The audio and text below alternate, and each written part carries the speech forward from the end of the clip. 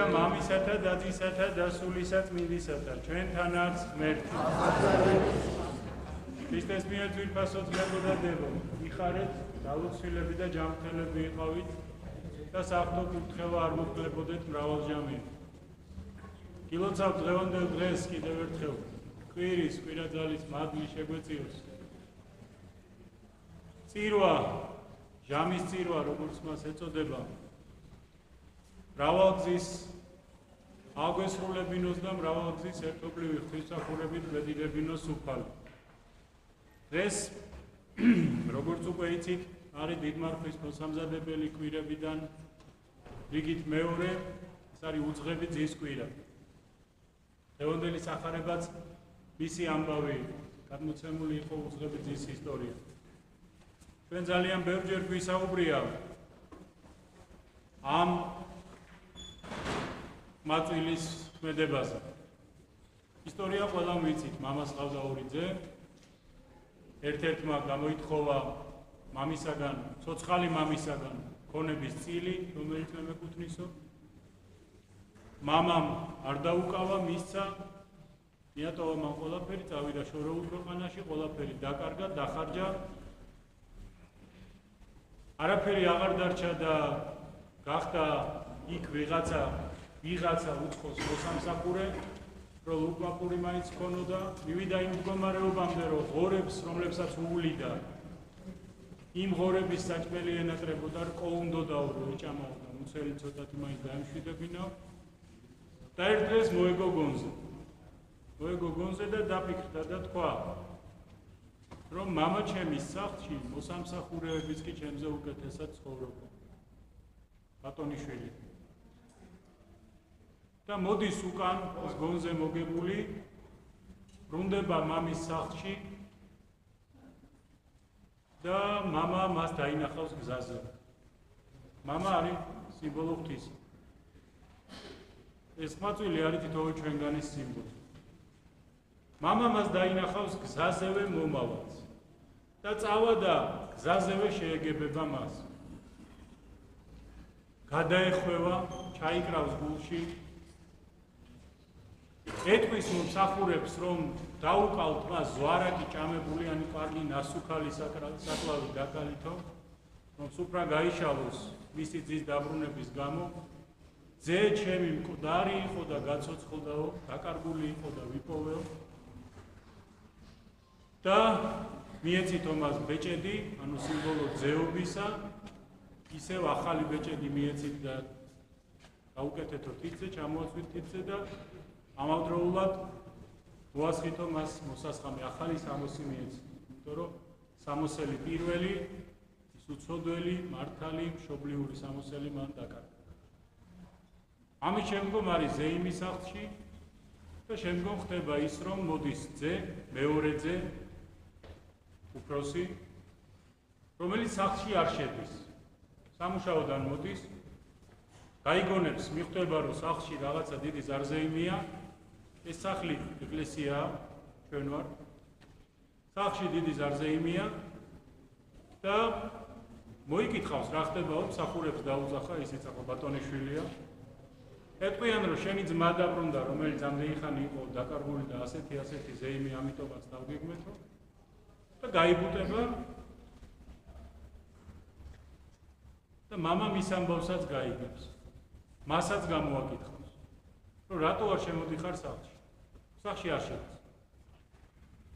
და ეს დაიწყებს წუწუნს, დამადლებას, დაყვედრებას, როგორც არის, რომ აბა მე არასოდეს გვერდიდან არ მოგშორები ვარ, არასოდეს შენი კურთხევა არ დამიმღვევია, არასოდეს არაფერი არ გამიფუჭებია, არაფერი დამიკარგავს, ამან ნახევარი ქონება დაამღერა. და ერთი რაღაცა არ დაგიკლავსო ჩემთვისო, რომ მეგობრებთან ერთად მელხინა. და ესო, რომელმაც ყველაფერი იკადრა და 1000 უზნეობაში გაფლანგა მთელი თავისი არც იყო პროფესორი. სანამ კაცი ცოცხალია, მისი ყველაფერი მისია. ცოცხალი მამის ქონების გაყოფა ვის გაუგია. და რომელმაც აგერ ცოცხალ მამას დაარტყა თავისი წილი, მიითვისა ფაქტობრივად, ეს ყველაფერი დაკარგა, ამასო ამ ხელა ზარზეიმით შეეგებინათ. და მამამ ასაც ეთქვის, რომ რა დაგემართა კი, მაგრამ შენი ძმა იყო მკვდარი და გაცოცხლდა, დაკარგული იყო და ვიპოვეთ და შენ ისედაც მუდმივად ჩემთან ხარ. მეტი რაღა საკლავი გინდოდა, მეტი რაღა ზეიმი გინდოდა. ისედაც შენ არასოდეს დაკლები ხარ ბატონიშვილობის საზომს. შენ ყოველთვის იყავი მამის სახლში. ეს იქამდე მივიდა, რომ ღორის საჭმელი ენატრებდა. აი ეს არის ძირითადი ამბავი. თუ დეტალებს ცალ-ცალკე ძალიან არ ჩაუბრმავდებით დღევანდელი ისტორია, რაც ჩვენ მოვისმინეთ უძღები ძის შესახებ. აღმოჩნდა, რომ უძღებება რამდენიმენაირი არსებობს. რა თქმა უნდა, მთავარი უძღები ძე ეს არის ის, რომელმაც მამის სახლი მიატოვა. ის, რა თქმა უნდა, ძალიან მძიმედ დამნაშავდა. მაგრამ მისი სინანული არის გონიერი. იმიტომ რომ სინანული შეიძლება იყოს არასწორიც. სინანული არის აღდგომის საფუძველი. ზოგს სინანული ცუთხასიათზე ყოფნა გონია, ზოგს სინანული თავის დამცირება გონია, ზოგს სინანული ნერვებმოშლილობა გონია, ზოგს რა გონია სინანული, ზოგს რა გონია. სინანული არის საფუძველი ადამიანის განვითარების. როცა ადამიანი ხედავს ეს რაღაცა მაკლია და უნდა დავიმატო, ეს რაღაცა ზედმეტი მაქვს და უნდა მოვიკლო, როგორ გავხდე უკეთესი, როგორც ოსტატი რო რაღაცას ძერწავს, ჩვენ საკუთარ თავს ძერწავთ და იმას რაღაცა ზედმეტს მოაშორებს, რაღაცა ზედმეტს თქვათ ჩამოათლის ან პირიქით მიაკრავს, მიაწებებს. ერთ-ერთი ცნობილი ახლა დამავიწყდა რომელი მხატვარი იყო, მისი ისტორია არის ესეთი, რომ მისი ნახატების რაღაცა ნაწილი, მგონი დაახლოებით 40% დაცულია ტრეტიაკოვის გალერეაში. და ძალიან დიდი და ცნობილი მხატვარი. ჩემი სიცხვილეა ახლა დამავიწყდა მისი სახელი და გვარი. და მას ამ კაცს ვისი ნახატებიც არის აკრძალული ქონდა სიცოცხლის ბოლომდე გალერეაში შესვლა. ამ გალერეაში.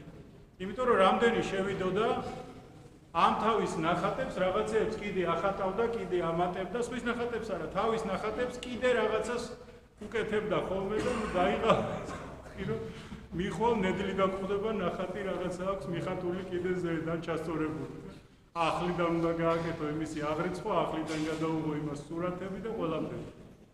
რომ სულ რაღაცას ხვეწდა და როგორც ნამდვილ ხელოვანს შეეფერება და მესია ადამიანის. სინანული ეს არის სიცოცხლე. სინანულის გარეშე სიცოცხლე არ არსებობს. სინანულის გარეშე არსებობა არის სიკვდილი. სინანული ეს არის მატორი, რაც ჩვენ გვამოძრავებს. სინანული ეს არის საწვავი, რაც ჩვენ გვცვლის. და თუ ადამიანი არ იცვლება, რა თქმა უნდა, დროში და სივრცეში, მაშინ იგი უკვე მკვდარია, მაშინ იგი უკვე აღარ არსებობს. ამიტომ ერთი, რა თქმა უნდა, ერთი დამნაშავე, მთავარი დამნაშავე ეს იყო ეს ძე, მაგრამ მისი სინანული იყო სწორი, ბევრი რო არ გავაგრძელო. რა სიტყვებით შეხვდა იგი მამას, რომელიც გზაზე შეეგება მას.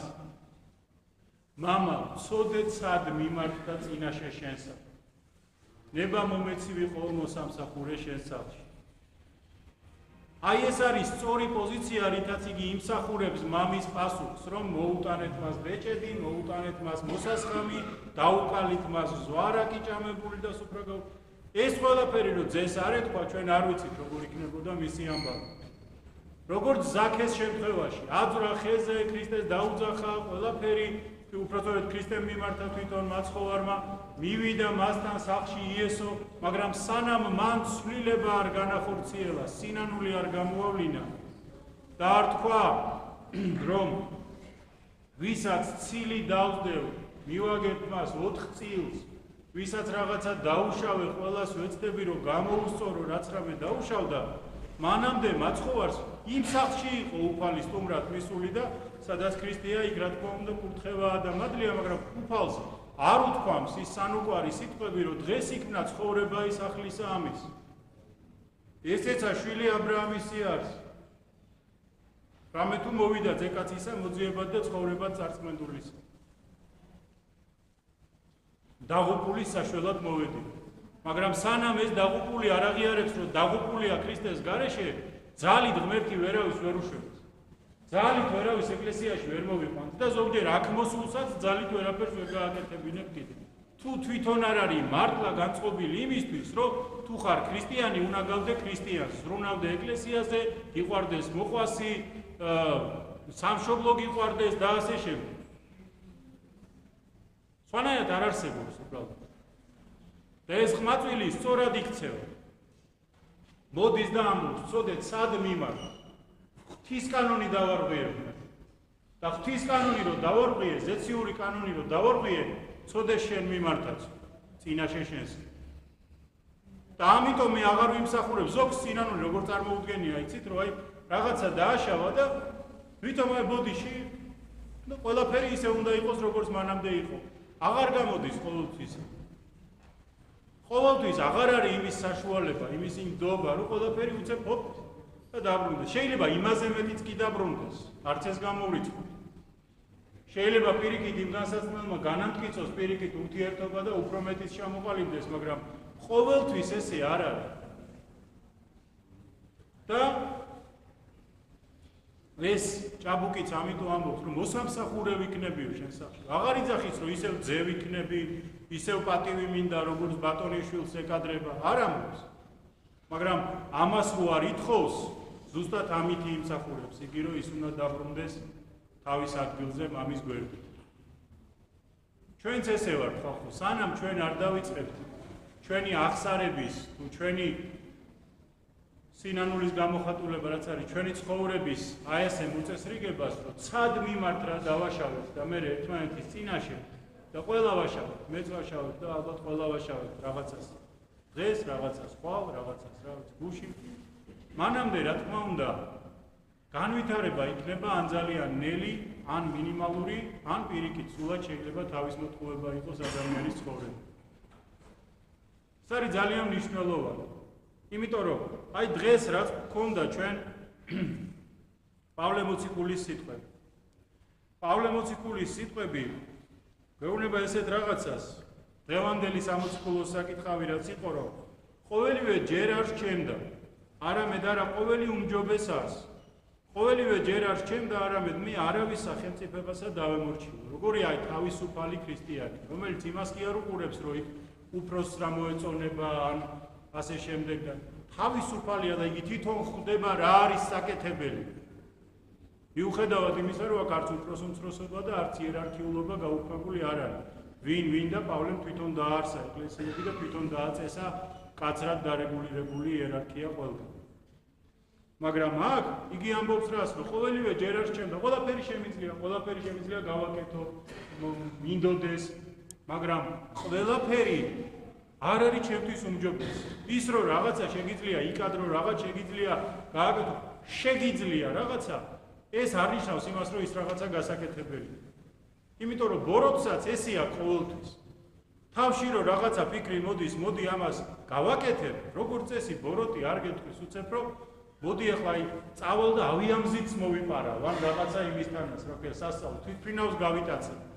რომ ეს ახლა არ შემიძლია, ხო თვითმფრინავის ტარება არ ვიცი, როგორ მოვიტაცებ. ამიტომ ესეთი ფიქრი არც მომდის მე თავში. ბოროტი ყოველთვის რაღაცა ისეთ ფიქრს გაწვეთებს, იგი გვიცნობს ჩვენ დაბადების წამიდან, გვითვალთვალებს და გვიყურებს. ბოროტი ყოველთვის რაღაცა ისეთს გვაწვეთებს, რისი გაფუჭებაც ჩვენ მართლა შეგვიძლია.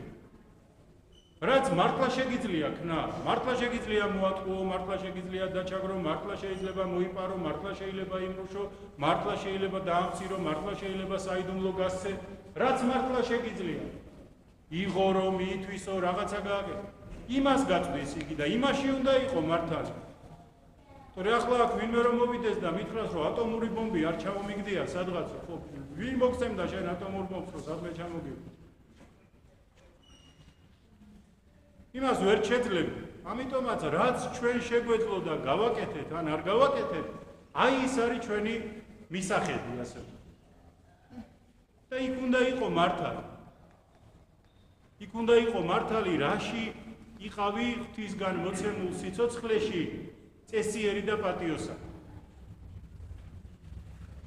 პავლე ამას ამბობს ზუსტად.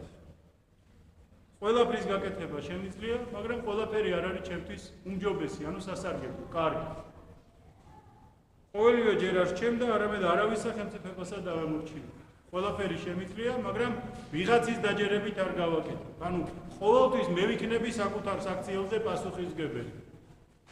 ძალიან ბევრ ადამიანს აქვს ხოლმე ეს თვისება კიდე, რომ იმ ქრისტიანულ თავისუფლებას და ქრისტიანულ სათნოებებს, რაც არის სათნოებებს, რაც არის მაგალითად მორჩილება, მოძღვრის დაჯერება, გაგონება და ასე შემდეგ, ამახინჯებენ და პასუხისმგებლობას გაურბიან.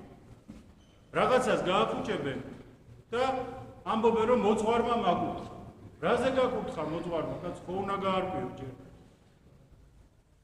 იმისი არ იყოს, კაცო, ერთხელ ღმერთო ყველა კარგად აკופე, ჩემი დანაშაული იყო ალბათ. ერთი ძალიან პატარა გოგო იყო, რომელიც უამრავ სიგარეტს ეწეოდა. და შენიშვნა მივეცი ერთხელ, რომ აი ძალიან ბევრს ეწეოდა. რომ თავს მოისმოქმედ კიჭო, ღმერთმა ჯამთელი გაგაჩინა ყველანაირად. უნდა გაიზარდო, აი პატარა ხარ. მართლა პატარა იყო, რა 13 წლის იყო თუ რაღაც, მაგრამ ხო მოწევასაც გააჩნია, ძალიან ბევრს ეწეოდა. აი დაყვითლებული იყო ბავშვი ეს ეწეოდა და შენიშვნა მივეცი არა და ძალიან კარგი ბავშვი, გულიანი, შრომელი, რაღაცნაირი აი ჩასაყლაპი ადამიანი.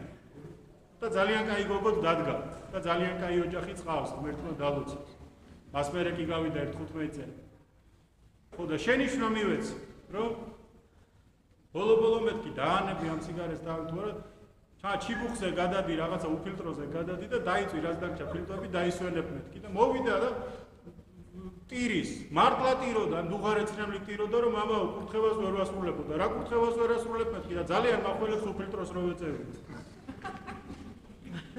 ხო და ახლა ამისთანავე ასე თუ დაიჯერა ადამიანმა, რომ თურმე კურთხევა მივეცი, უფილტრო მოწიე და ჩიბუხი მოწიე. ხო. უცებ მეორე ეგეთი მოწმე და ჩემი დაბრალებული ყოფილი, ჩემი დავალებული ყოფილი. ამიტომ კარგ მთქმელს კარგი გამგონი უნდა. ღვთის კანონს უნდა დავემორჩილოთ ჩვენ და წესიერებას და რაც გვაქვს იმას გაუფრთხილდეთ. ჯანმრთელობა მოგწვა, გაუფრთხილდეთ. ნათელი გონება მოგწვა, გაუფრთხილდეთ. რაცა გვაქვს, ხო გაუფრთხილდეთ იმას. პავლე ამბობს მერე, ანუ ყველაფერზე მე ვიქნებიო პასუხისმგებელი. ვიღაცის ხელმწიფების გამო კი არა, ჩემი პასუხისმგებლობით ვიქნებიო ყველგან. სხვას არ გადავაბარებ იმას, რომ მამაო მაგუთხა უფილტრო მოწიო, მამაო ჯერ იმაზე გაკუთხა, სულ დაანებე თავიო, მაგრამ რატო ის არ დაიჯერე? საზრდელი მუცლისათვის და მუცელი საზრდელისათვის. ხოლო ღმერთმა იგიცა და ესეცა განახაროს. აი ეს რაც იხლაო პავლე ამბობს, საჭმელი მუცლისთვის და მუცელი საზრდელისათვის და ეს სიამოვნებები და რაღაცების დაკმაყოფილება, ეს ყველაფერი წავა, განხარდება. ხოლო ხორცნი ესე არა სიძვისათვის, არამედ უფლისათვის და უფალი ხორცთათვის.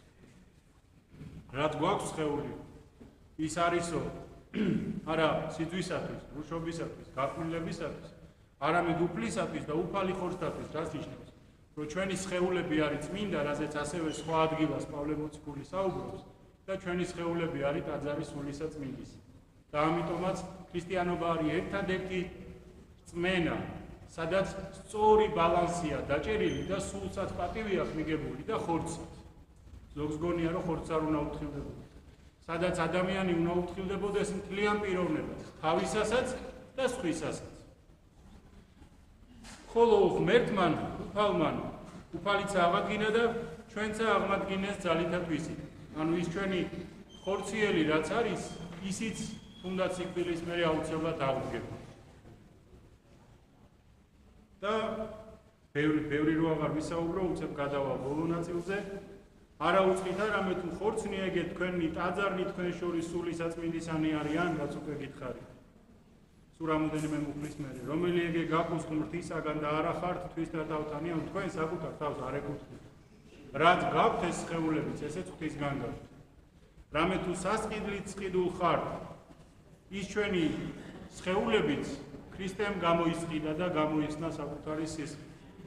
ადიდეთ უკვე ღმერთი ხორცითა მაგით თქვენითა, რომელი იგი არც ღმრთისა. აი ეს არის ხალხო ის დიდი დავალება, რომელიც ამ ხელა მოციქულისგან აქვს ყველა ქრისტიანს მიღებული. მეტი ვინ უნდა გვითხრას? პავლე გვეუბნება.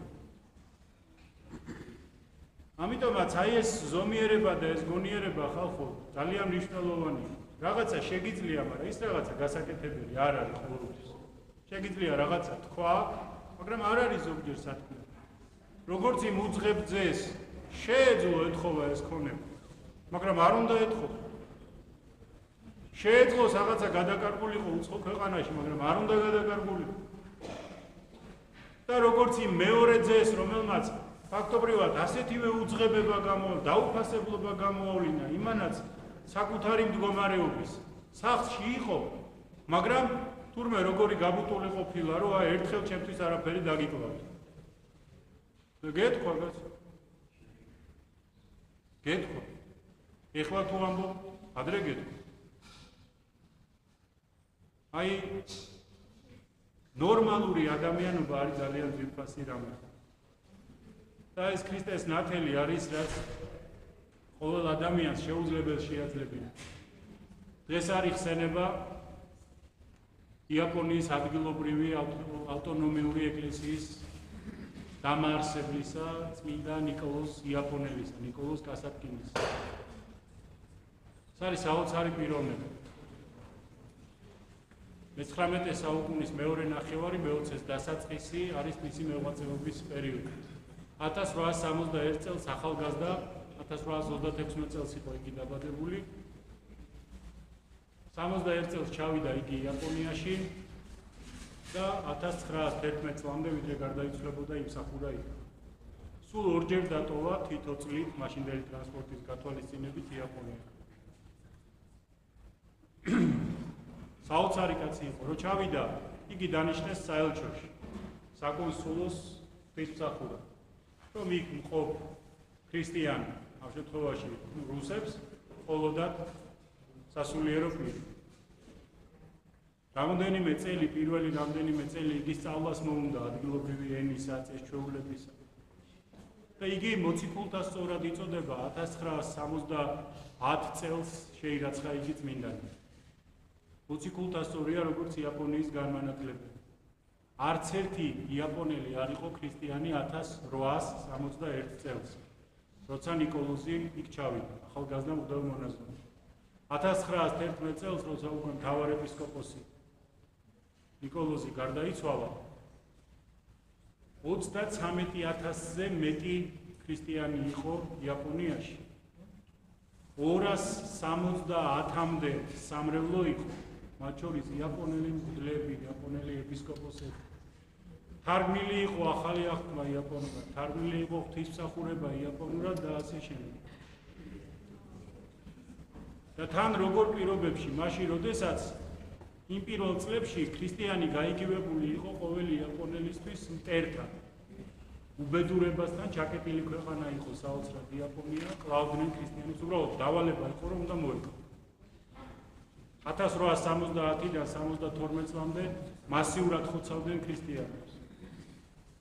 სადაც კი ქრისტიანს იპოვიდნენ და პირველი მოწამეებიც, ის ახალი მოწამეები ამ დროს ყავთ იაპონელებს. პატრიარქი ამბობს, რომ მოგონებები, დღიურებია მისი გამოცემული ძალიან საინტერესოა, ქართულად არ არის, მაგრამ ვინც შეძლებს სხვა რომელიმე ენაზე წაიკითხოს. და ნიკოლოზ იაპონელს რომ აქვს დღიურები, იქ უწერია, რომ დავდიოდითო სოფლებში და საპონს ურიგებდითო. ძალიან მალე მოგვიწიაო ხელახლა იქ ჩასვლა. რაღაც ერთ კვირაში. რაღაც და ვიკითხეთო, რომ ხო იყენებთო საპონს და კიდე გვინდა უგიქნესო, რა გინდა, თუ შევჭამეთო. ანუ აი ასეთ საფუძველზე დაიწყო ქრისტიანობის დაარსება ამ კაცმა იქ, ამ კუნძულებზე. და იმ ნახევარი საუკუნის დაახლოებით 50 წლის განმავლობაში რამდენი შეძლო და რამდენს მიაღწია. აი ეს არის ის მადლი, რაც საოცრებებს შეაძლებინებს ადამიანს, როცა იგი ღმერთთან ერთად მოქმედებს და არა თავისუფლებას. როცა იგი საქმეს ღვთისადიდებლად აკეთებს და არა საკუთარი თავის სადიდებლად და ღმერთმა ყველას შეგვაძლებინოს, რომ რასაც კი გავაკეთებთ, ჭურჭელს გავრეცხავთ, ლობიოს გავარჩევთ, რაღაცა ხეივანს დავადუღებთ თუ სახლს ავაშენებთ თუ რაღაცას გავაკეთებთ, ყველაფერი გვეკეთებინოს ლოცვით, კურთხევით და ღვთისადიდებლად. ერთი სიტყვა ხო ყველა შეგვიძლია თქვა, რაღაც სანამ საქმეს დავიწყებ. თუ ღმერთო შენი შენ სადიდებლად იყოს. თუ მერტი ლოცვა არ იცი, რამდენი ხო შეგიძლია? ყველა საქმე გავაკეთოთ ლოცვა. რო ღვთისთვის იყოს და სიკეთისთვის იყოს. აბა ისე რა აზრია? ვაკეთებთ და წყალს მია ყველა. მეცადოთ ჩვენს ხალხო რომ ცოტა უფრო აი ეს ჩვენი გულმოდგინებათ ამ იწყება დიდი მარხვა, განვეწყოთ მოღვაწეობისთვის, თუ რამეზე მოშებულები ვიყავით, განვეწყოთ ერთობისთვის, სიმშვიდისთვის, ამ საშინელ ფსიქოლოგიურ დაძაბულობაში, რომელიც გამეფებულია. ისევ ჩვენ უნდა შევძლოთ ამ ყველაფერს გავუძლოთ, იმიტომ რომ უფალს ჩვენ არ დაუტოვებივართ ჯერ ერთი მარტო. მერე ვიღაცისთვის რაღაცა რო ხდება განსაცდელი მოულოდნელია რომ ვაიმე რატო ხდება, უიმე როგორ ხდება და ფსიქოლოგიურად ზოგჯერ ადამიანი ვერ უძლებს რაღაცას. მაშინ როცა ქრისტიანს ეს ყველაფერი არ უყვირს. ჩვენ ქრისტიანებს არ გვიყვირს, იმიტომ რომ ჩვენ რომ სწავლობთ, ჩვენ რომ ქადაგებას ვისმენთ, მინათა ცხოვრებას ვკითხულობთ, მინდა წერილს ვკითხულობთ, ჩვენთვის ეს არის ყოველდღიური. ქრისტე გაყიდეს და მერეს უნდა ველოდებათ. ადამიანებმა სამოთხე არ შევირგეთ და ახლა რაღაცას შევერგეთ. ჩვენ არ გვიყვირს ეს ყველაფერი. ჩვენ ფსიქოლოგიურად არ გადავირევით რაღაცა რომ მოხდება. კი არა ვართ არაფრისგან დაზღვეული და ძლეთამძლეები კი არა ვართ, მაგრამ მომზადებულები ვართ, როგორც ქრისტე ეუბნებოდა თავის მოწაფეებს, რომ უკვე თუ მე მდევნეს, თქვენც გდევნიან, თუ კი მე არ შემიწყნარეს, თქვენც არ შეგიწყნარებენ და ასე შემდეგ და როცა იგი წინასწარ გაფრთხილებს, რომ ეს გელოდება, შენთვის ეს აღარ იქნება ელდა, და ეს აღარ იქნება დამანგრეველი, რომ დედა რატო ხდება ასე, ყველაფერი ხდება. უბრალოდ უნდა გადაიღო. შეგვეციოს ყველას უფალი. მე თხოვნა მაქვს კიდე რამოდენიმე, თხოვთ მოიხსენოთ ახლად შესვენებული გურამი, ჩვენს ძვირფას ბრალდოს ბატონ ბოჩა თეოფილეს გარდაეცვალა, ალალი ბიძაშვილი, რომელიც ძმასავით იყო მასთან შეზრდილი, ერთად კაპილები და ყველა გთხოვთ რომ მოიხსენიოთ ამ კვირაში შედგა მისი გაძალვა ხუჩაბას დაიძალა ბატონი გურამი და პირად ლოცვებში გთხოვთ ნუ დაიზარებთ მის მოხსენიებას. გარდა ამისა, მე მეგონა რომ მრევლმა იცოდა და ამიტომ აღარ გამომიცხადებია და აღმოჩნდა რომ ბევრი ადამიანისთვის სურპრიზი გამოდგა. ჩვენი ძვირფასი ქალბატონი ლალიკო ათიაშვილი, ბატონი გია კობზონაძის მეუღლე, საკმაოდ მძიმე ავარიაში მოყვა რამოდენიმე დღის წინ და გადარჩა ღვთისმადლით, ცოცხალია, ჯანმრთელია, მაგრამ დაზიანებები მიიღო ადამიანმა, რაღაც პერიოდი რეაბილიტაცია მოუწევს და ასევე მინდა ყველას გთხოვოთ, რომ მისი ჯანმრთელობისთვის და მალე გამოკეთებისთვის და ჩვენ გვერდში ყოფნისთვის ასევე ვილოცოთ და ვისაც რით შეიძლება ყურადღების გამოხატვა და სიტყვის გამოხატვა არ დავიზაროთ. ეგეც წამალია ხოლმე ადამიანისთვის, რომ იცის ამდენად ხალხი ამხელა რაზმი მის სახელზე რომ ლოცულობს და ღმერთს ავედრებს მას. დანარჩენი მომდევნო კვირა ჩვეულებრივი განრიგი გვექნება სამშაბათს ლოცვა, ოთხშაბათს წირვა, ხუთშაბათს პარაკლისი, პარასკევს ლოცვა, შაბათს წირვა. გეტყვით იმასაც, რომ შაბათის წირვა არის მიცვალებულთა ხსენება. მომდევნო კვირა არის ხორციელის კვირა. მომდევნო კვირაში ხორცი ისევ იჭმევა. იმის იქითა კვირაში უკვე ხორცი აღარ იჭმება. ყველიერის კვირა იწყება. და აი მომდევნო ხორციელი კვირის შაბათი ყოველთვის არის მიცვალებულთა საერთო საყოველთაო ხსენების დღე. და ამიტომაც შაბათს ლოცვა ჩატარდება, პარასკევს ლოცვა ჩატარდება და შაბათს წირვა რო ჩატარდება დილით, წირვას მიეპება დიდი პანაშვიდი და ერთად მოიხსენიოთ ჩვენი გარდაცვლილები, ვინც საკურთხის მოტანას შეძლებს თუ მოსახსენებლის დატოვებას თუ სამთლის ზანთებას თქვენი წით და ღმერთმა შეგაძლებინოთ. შაბათს ლოცვა იქნება ღვთისმადლითა და წყალობით და კვირას ისევ წირვას ჩავატარებთ და შეგვეციოს ღმერთი, რომ ისევ ერთად ვადიდოთ იგი. გაიხარეთ, გაძლიერდით, მადლი, სიმშვიდე, წყალობა, გახარება და გამარჯვება არ მოგაგულოთ მრავალჟამიერ უფალმა. ბევრი რამე შეგვიძლია, ყველაფერი სასარგებლო არ არის. ვეცადოთ სასარგებლო, რაც არის ის ვაკეთოთ. ჩვენთან არის ღმერთი. გაიხარეთ.